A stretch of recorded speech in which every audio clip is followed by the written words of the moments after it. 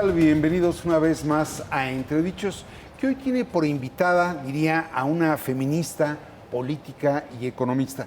Una mujer que ha sido fundadora de partidos como Democracia Social, México Posible y también de agrupaciones o colectivos femeninos como Gire, como Diversa, como Equidad de Género.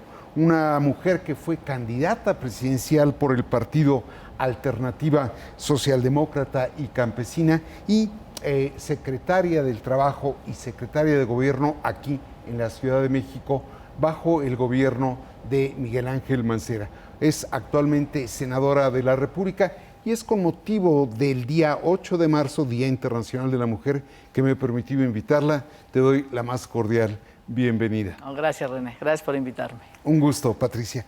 Bueno, pues déjame empezar por una pregunta, no de índole personal, pero sí de interés político.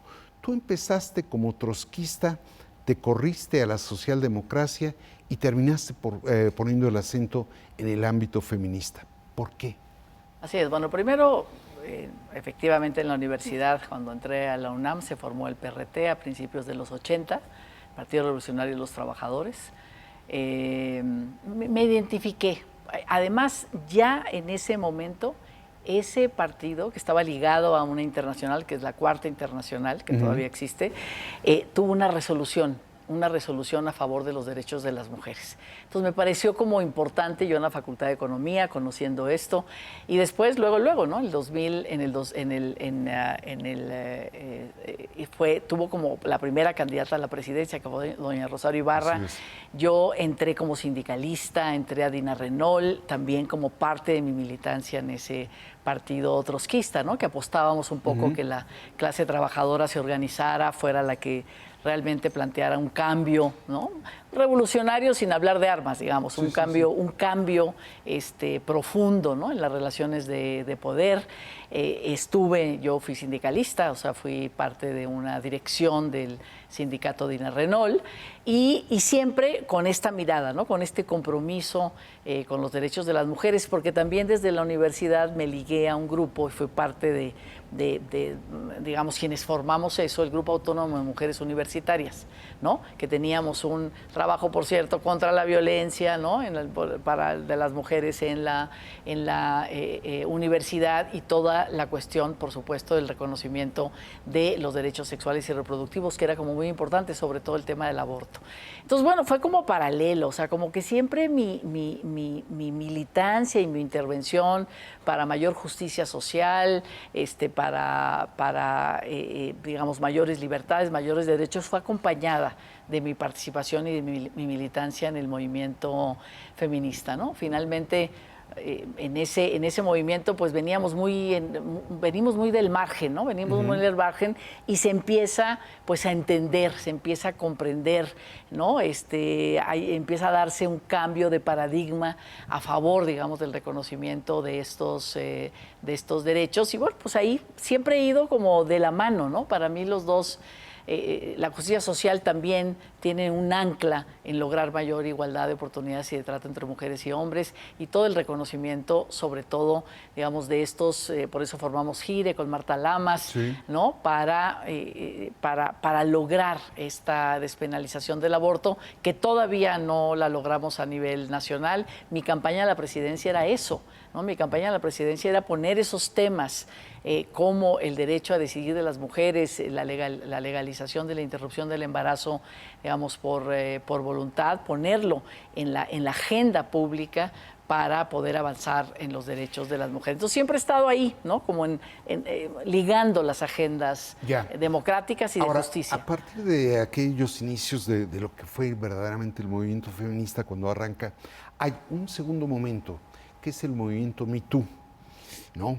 17, octubre del 17 más o menos, han pasado 5 años. Ya en el presente, ¿cuál es tu balance de este vigorizamiento de lo que es el movimiento feminista?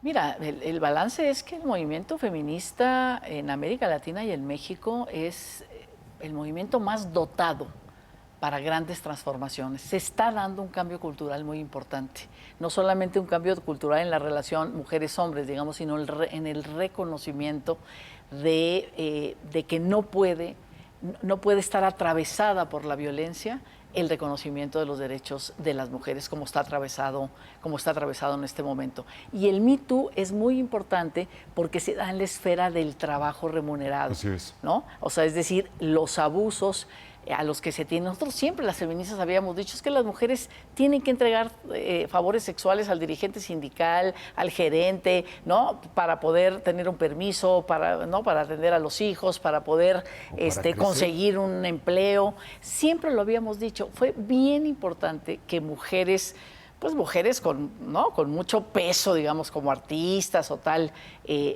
dijeran, a mí me sucedió, o sea, a mí me violaron para conseguir el trabajo, a mí tuve que entregar un favor sexual, ¿no? Tuve este acoso para poder conseguir un papel. Entonces, ¿qué cambios y qué resistencias ves a partir del 17 a la fecha?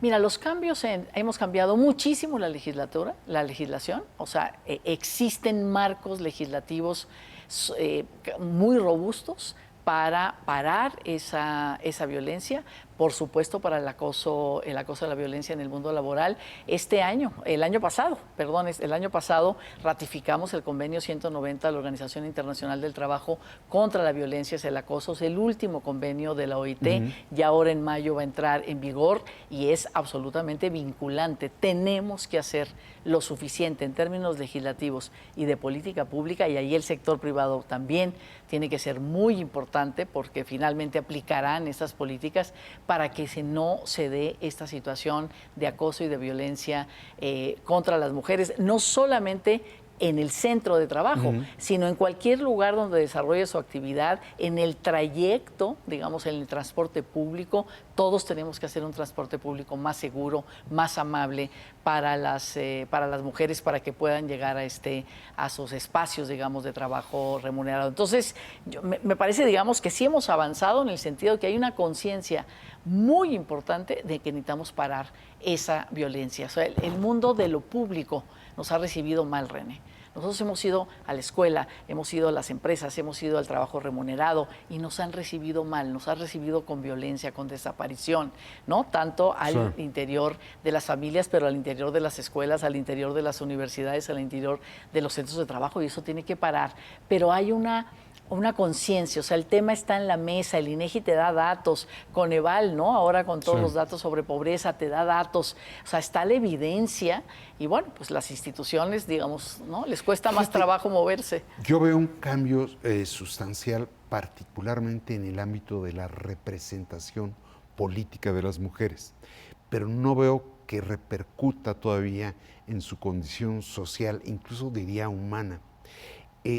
Hay paridad prácticamente de género en la Cámara, en el Congreso, diría. En el Congreso. Y en los congresos locales también. Y en los congresos locales. ¿No hay un divorcio entre las representantes y las representadas? Mira, sí te puedo decir que logramos esta paridad, pero no está siendo suficiente la construcción de alianzas entre nosotras, y menos en este momento. Como que la paridad llegó y uno de los objetivos también de eso era, bueno, pues movilicemos alianzas independientemente de nuestras diferencias para legislar a favor del reconocimiento del derecho de los derechos de las mujeres. En un primer tiempo te puedo decir que la primera Congreso Paritario, que fueron los primeros 3 años a partir del 18, hubo alguna movilización, tanto en la Cámara de Diputados y Diputadas como en el Senado.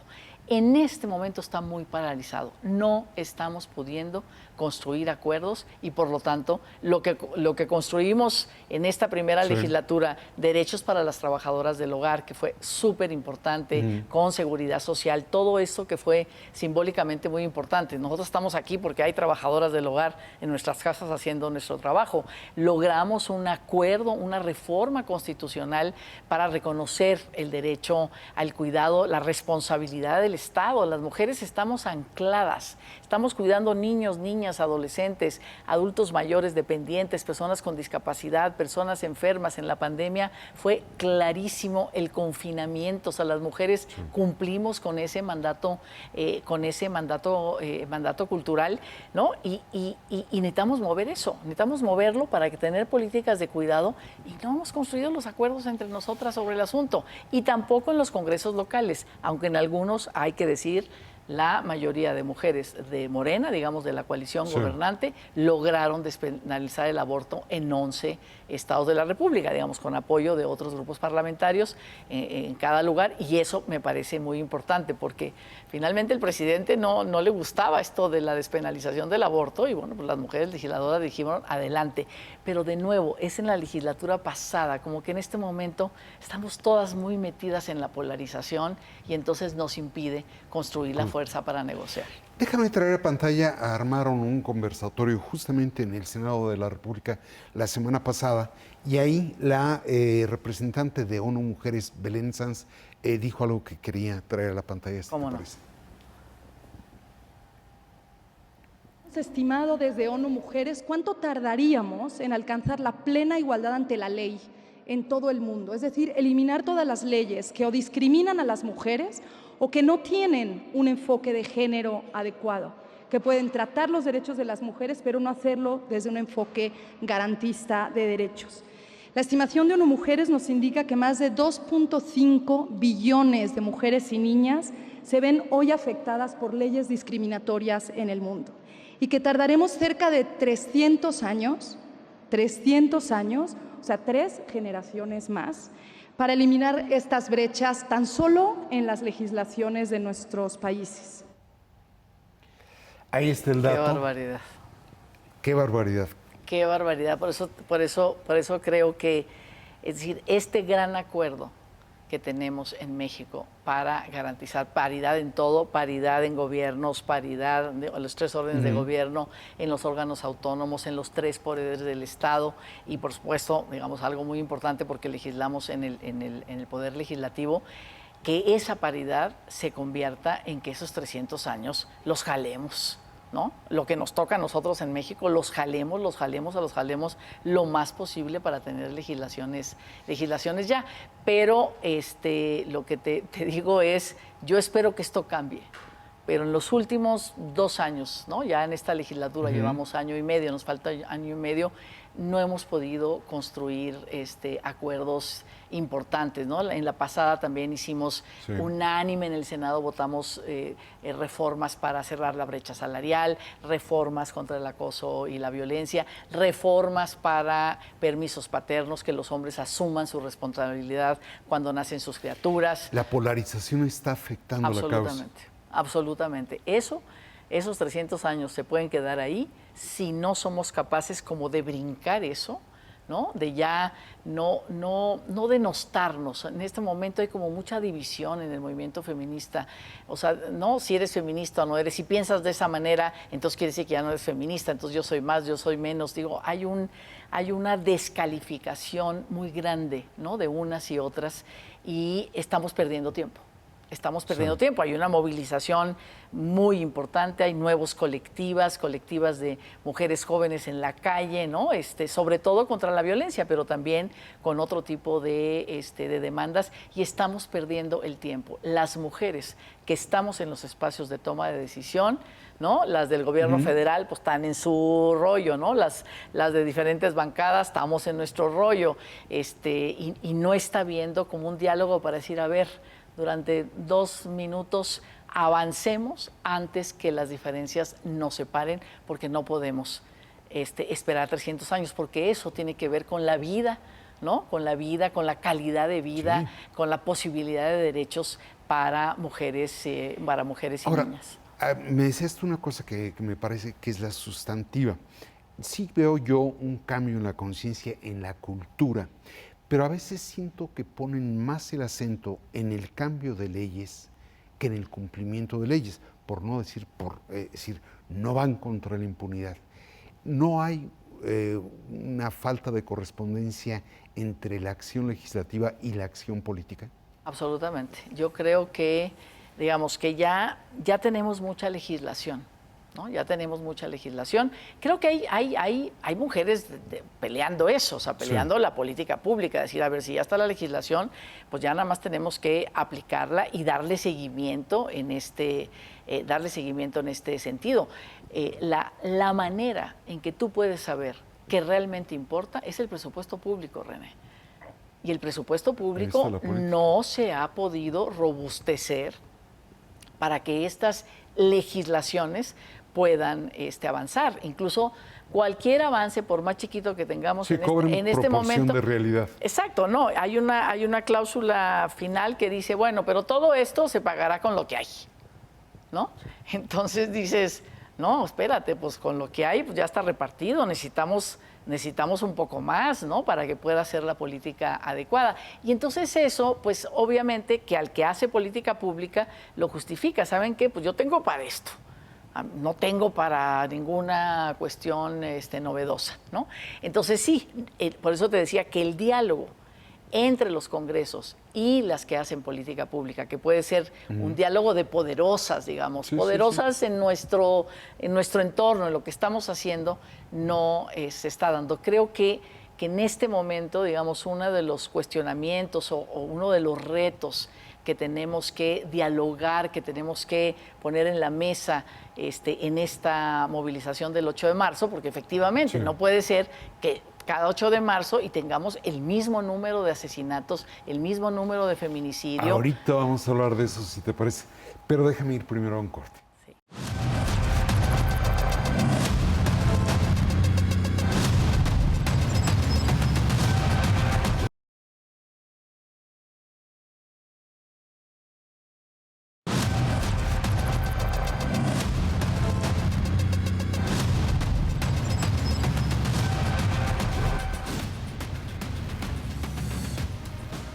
Estamos ya de vuelta con la senadora de Movimiento Ciudadano, Patricia Mercado. Patricia, me hablabas de esta falta del diálogo entre aquellas mujeres que tienen posiciones de poder legislativo y diría posiciones de poder en materia ejecutiva. Hay una paradoja. El presidente López Obrador ha sido de los promotores de la paridad, su propio gabinete, no resistió en el caso del legislativo, pero se le tiene como un misógino. ¿Cómo explicar esa suerte de paradoja, para decirlo suavemente? Mira, yo no creo que sea misógino, porque la misoginia es el odio, digamos, a las mujeres. No creo que sea así. Yo creo que tiene ideas, digamos, más bien como podríamos decir conservadoras con respecto a la familia, con respecto a las mujeres, ¿no? Esto de haber cerrado estancias infantiles y cerrado el programa de escuelas completas, es como decir, no se necesita, ¿no? O sea, las mujeres y las familias recogen a los niños, es decir, tiene una visión como que ya no corresponde a los nuevos tipos de familia, a los nuevos deseos, a los nuevos sujetos, mujeres, ¿no? Que quieren desarrollarse de otra manera. Sí está pesando sobre ellas el cuidar todas las tareas de cuidado, ¿no? De los diferentes, digamos, integrantes de las familias que necesitan cuidados. Entonces, él más bien es eso, o sea, como que no entiende o no quiere entender, o para él el pueblo es el pueblo único. No hay un pueblo diferenciado que necesite cosas distintas, ¿no? Sino es solamente un pueblo pobre que necesita que el Estado le meta la mano en términos, digamos, monetarios con sus programas sus programas sociales y bueno, lo que pasa es que la complejidad ya de ese pueblo, pues es una complejidad enorme, afortunadamente, que lo que hemos reivindicado en los últimos 20, 30 años pues son las diferencias, ¿no? ¿Dirías que hay un pensamiento patriarcal en el presidente de la República? No lo digo peyorativamente, pero cultural, tradicionalmente, de pronto, ¿dirías tú que tiene ese pensamiento? Absolutamente, absolutamente. Sí está metido en esta idea patriarcal de las mujeres al trabajo de cuidado no remunerado y los hombres al trabajo productivo remunerado. Digamos, decir, oye, no, a ver, el pueblo de México pues está dividido y está dividido en tareas y a unas nos va más mal porque no tenemos la posibilidad de ejercer con toda libertad y con todo, con una plataforma que nos ayude para poderlo hacer y los hombres tienen que entrar al cuidado y el Estado tiene que entrar al cuidado, no son las prioridades, ¿no? Entonces sí tiene esta idea patriarcal en ese sentido el presidente, que eso no implica que el Instituto Nacional de las Mujeres hay feministas, digamos que hay mujeres adentro que están, algunas de ellas, digamos que están trabajando. Yo nomás decirte, hay una a mí, ¿no? Y muchas veces lo he hablado. Las mujeres de los países escandinavos, que son los más igualitarios, hicieron una estrategia hace 30 años, 40 años, que le llamaron el triángulo de hierro. En la punta estaban las mujeres de gobiernos, ¿no? Las que tomaban decisiones. En otra punta del triángulo, las mujeres de la sociedad civil, las colectivas, los grupos, y en otra, las mujeres de partido y de Congreso. Entonces, y de legisladoras. Entonces, estas avanzaban, ¿no?, para que las que están en la toma de decisiones pudieran tener la fuerza para decir, miren el respaldo, miren lo que me están diciendo, aquí tenemos que tomar esa política, aquí tenemos que hacer esta inversión. Ese triángulo, o sea, de no vernos con recelo, sino de vernos todas, de decir, a mí me tocó estar aquí como legisladora y yo le entro a la parte que me toca, ¿no? Y a ver, con las mujeres de Movimiento Ciudadano, ¿qué vamos a hacer? Y acá, las colectivas, ustedes empujen, pidan, denuncien, ¿no? Planteen propuestas. El movimiento feminista tiene mucha inteligencia ya, no mucho conocimiento, y las que están adentro, volteen a vernos para aplicar esa política pública en su actividad cotidiana. Si eso hiciéramos, y ya estamos en posibilidades, somos muchas las que estamos adentro o las que están movilizadas. Justamente, ya hablaste de la agenda. Si te parece, voy a traer otro pasaje de Belén Sanz, que mencionó justamente lo que estás diciendo. Entre algunas de las prioridades que ONU Mujeres ha identificado a nivel global para acelerar este cambio que no podemos esperar más, se encuentra el pleno acceso de la salud para las niñas y las mujeres, la eliminación de todas las formas de violencia de género, la garantía de los derechos sexuales y reproductivos y la agenda de transformación de la economía de los cuidados. Ahí está. ¿Estás de acuerdo que esas son las 4 prioridades? Derecho a la salud, derechos sexuales y reproductivos, no violencia de género y sistema de cuidados vinculado a responsabilidad del Estado. ¿Faltan, sobran o son esos? Yo me quedaría con esas. Digo, puedes tener muchas agendas particulares, pero me quedaría con esas. O sea, yo creo que el tema de garantizar el derecho a la salud, sin discriminación para las mujeres, el tema del derecho a decidir. Exacto. ¿Me la puedes aterrizar de manera de manera muy concreta? Claro, el tema del derecho a decidir de las mujeres sobre su función reproductiva.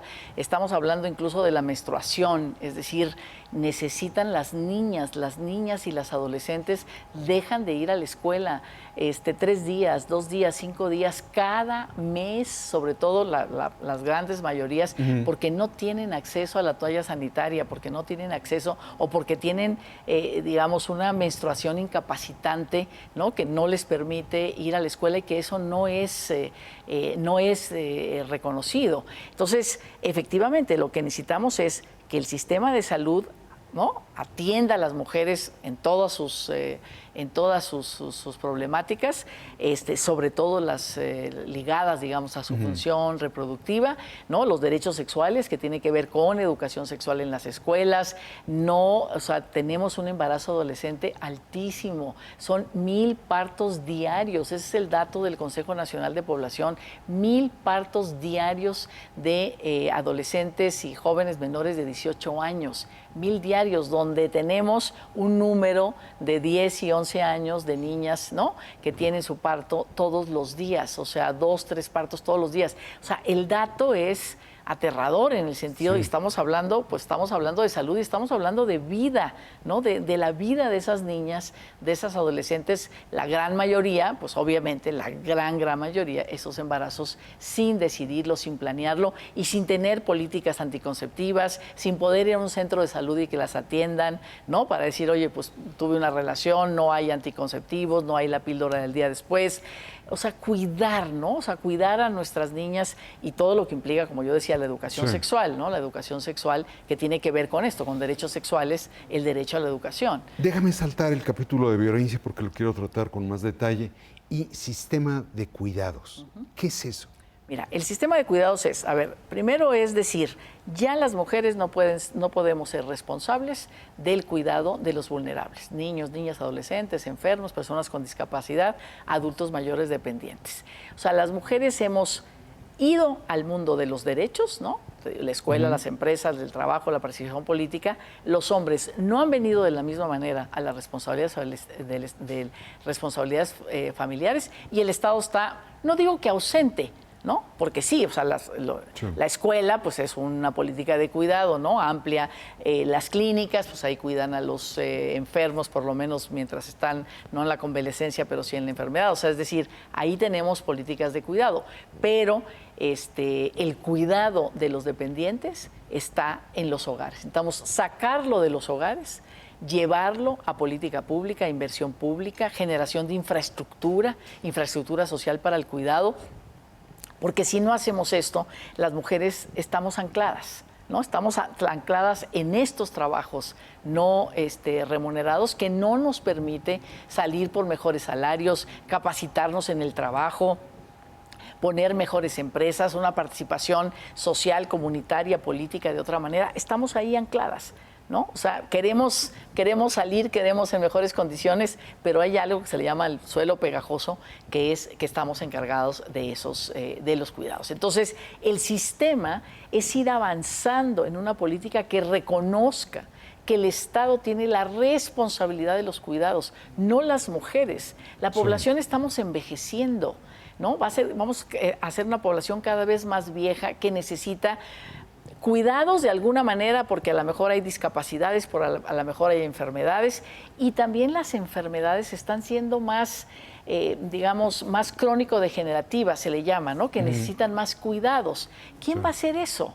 ¿Quién va a hacer eso? Si son las en todo caso, ¿por qué es que ustedes deben de hacerlo? Exactamente, ¿no? Porque culturalmente así está hecha la política de género, pero como decíamos, ya está habiendo un cambio cultural muy grande, ¿no? Ya pues las mujeres también están, digamos, en el mundo de los derechos, en el mundo de la vida privada, pero también acá. Y además ya hay un tema, hay un cambio de paradigma.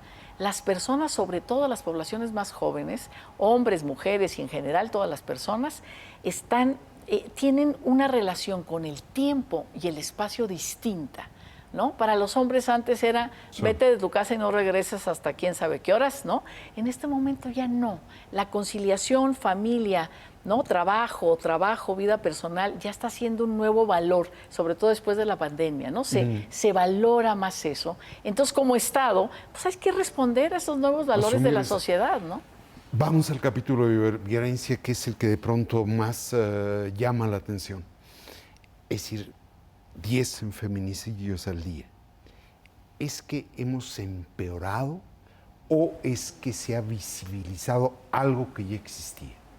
Yo creo que son las dos cosas. Se ha visibilizado, pero también hay una confrontación fuerte. Es decir, los hombres, ¿no? Los hombres biológicos, digamos, son los que son los perpetradores de esta violencia y de estos asesinatos de mujeres, ¿no? Y entonces este cambio cultural que está viendo, o sea, mujeres cada vez más poderosas frente a sí mismas, ¿no? Con más ganas de hacer cosas, queriendo otro tipo de relación, se están enfrentando, digamos, a una masculinidad que ya está en crisis, pero que no termina de irse, ¿no? Y entonces la respuesta, decir, ok, yo no puedo ganar más que tú, yo no puedo tal cosa, pero lo que sí puedo es usar la fuerza. Esa sigue siendo mía. Me estás diciendo que esta toma de conciencia, esta visibilización ha generado a la vez una suerte de un sentimiento de revancha por parte de machos y patriarcas. Absolutamente. Pero también un Estado que no los detiene, o sea, un Estado que no les dice hasta aquí, ¿no? Un Estado que no reduce la impunidad. Pueden, ¿no? Pueden asesinar mujeres, pueden tal, uno que otro entra, y además también un Estado en nuestra legislatura, digamos, en el Congreso, que piensa que aumentando leyes ya estamos perfectos. En lugar de 50 años, 80. En lugar, ay, no, ya bravo, porque aumentamos las penas.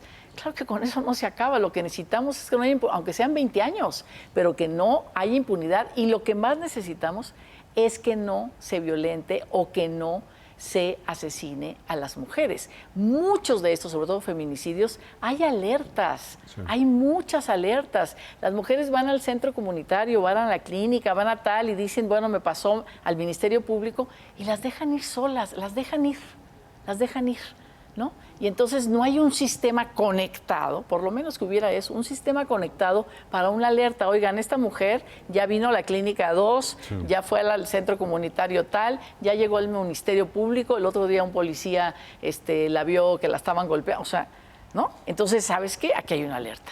Fíjate, tocas un tema que para mí es importante, por eso te decía, si no están poniendo el acento en modificar leyes, más que en cambiar la realidad. Veía cómo el fin de semana se aprobó la ley ácido o ácida. La ley lleva el apellido de un agresor de mujeres, pero de pronto uno dice, es que vamos a entrar a legislar cada una de las distintas formas de violentar a las mujeres en vez de actuar contra los violentadores de ellas. Mira, claro, las mujeres, en general el movimiento feminista de mujeres sí le hemos apostado mucho a las leyes, porque es además donde hemos encontrado más fuerza, ¿no? Más fuerza y por eso hemos llegado a la paridad y tal. Yo creo que tener el marco legal para actuar, para poder, ¿no? Hacer una queja, hacer una denuncia, hacer un juicio estratégico, o sea, que está bien que el marco legal avance, ¿no? Para evitar, y sí, o sea, lo que pasa es que digamos, pues hay un tipo de violencia y otro tipo de violencia, y ahora pues con ácido, y ahora, digo, me parece una barbaridad. Entonces, bueno, pues tienes que legislar, ¿no? Tienes que ir legislando para que no se les vaya a pasar que esa también es violencia hacia las mujeres y que la tienen que tratar de esa manera cuando hay pues eso, una reacción de odio de tal naturaleza a través, digamos, del ácido, ¿no? O todo lo que es la violencia cibernética, digamos, cada vez pues, se va perfeccionando más, pero efectivamente, como tú dices, esto es el marco legislativo, pero si esto no tiene consonancia con la política pública de todos los días y la inversión presupuestal, pues ahí va a ser pues una ley que es letra muerta. Está muy bien, avanzamos, que además, como yo te decía, en este momento creo que estamos avanzando muy, muy poco en nuestra construcción de acuerdos, no los estamos construyendo, pero además el tema pues de que luego no hay diálogo entre las mujeres del Congreso y las mujeres del servicio público, digamos, ¿no? O las mujeres ministras o las mujeres juezas, de decir, pues aquí todo el mundo hagamos nuestro trabajo, ¿no? Finalmente, para evitar que eso suceda. Sí, por supuesto, hace falta todo este triángulo de hierro, ¿no? Hace falta realmente sistematizar, hacer pactos, hacer alianzas. Las habíamos hecho durante casi todos los años. Es una cuestión como un poco novedosa el no tener estas grandes pactos, estas grandes redes que las tuvimos durante muchos años. Entonces vamos a tener que reconfigurarnos, ¿no? Muy brevemente, para ya perfilar un poco el final de la entrevista, ¿cómo resumirías la situación de las mujeres y las niñas en México? Mira, yo la resumiría hemos avanzado en reconocimiento de derechos, sin embargo, en el día a día, la situación, sobre todo de violencia, de exclusión, de falta de acuerdo para cambiar la división sexual del trabajo, nosotras a los cuidados, ellos al trabajo remunerado productivo, pues hace, digamos, que sea una situación complicada, difícil, 1000 partos diarios, niñas que nadie las cuidó, ¿no? Que ninguna institución las cuidó, que las familias las descuidaron. ¿Qué te puedo decir? O sea, yo creo que estamos en una situación complicada, difícil, Hemos avanzado en derechos, pero poco en inversión y en política pública efectiva a partir del reconocimiento del derecho. Viene, con motivo del Día Internacional de la Mujer, la marcha el día de mañana. ¿Qué esperas de ella? Pues espero mucha participación, no solamente mucha participación en todos los estados de la República. Sí hay un enojo muy grande con el asesinato, los feminicidios y todas estas formas de violencia hacia las mujeres. Y bueno, yo espero también que mañana se exprese eso. O sea, los últimos 8 de marzo tienen que ver con violencia y yo creo pues, que está bien finalmente porque no la estamos deteniendo, ¿no? Pero que se combine con el tema del paro de las mujeres, ¿no? El paro de las mujeres a nivel internacional es muy importante porque necesitamos expresar de manera muy plástica, muy nítida, que si las mujeres no estamos en las oficinas, en las fábricas, en las familias, en las comunidades, si no estamos, la vida se puede detener. Y entonces eso significa que necesitan regresarnos. El Estado, con sus instituciones, necesita regresarnos, ¿no?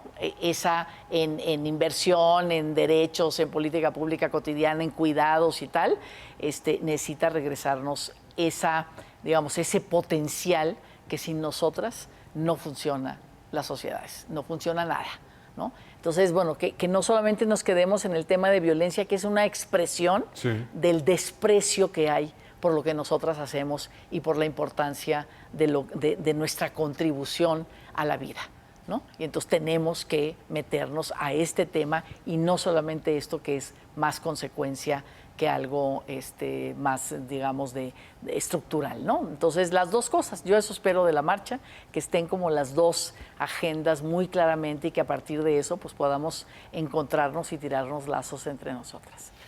Para finalizar, ahí está tu cámara, ¿qué mensaje le darías a los hombres? A los hombres. Sí. A los hombres les daría pues que trabajaran, ¿no? Pues que trabajaran una nueva definición de masculinidad, ¿no? Que la masculinidad ya no es el poder, ya no es el dinero, ya no es la violencia, digamos, el poder de la fuerza, sino que esa masculinidad tuviera que ver con aprecio, ¿no? de la vida cotidiana, con aprecio de esos dolores continuos que hay que resolver y que hasta ahora los han conocido solamente las mujeres. Entonces, cambiar el eje de la masculinidad y entrarle a los cuidados y entrarle, por supuesto, a trabajar la violencia, la propia frustración y que esa no se vuelque contra las mujeres.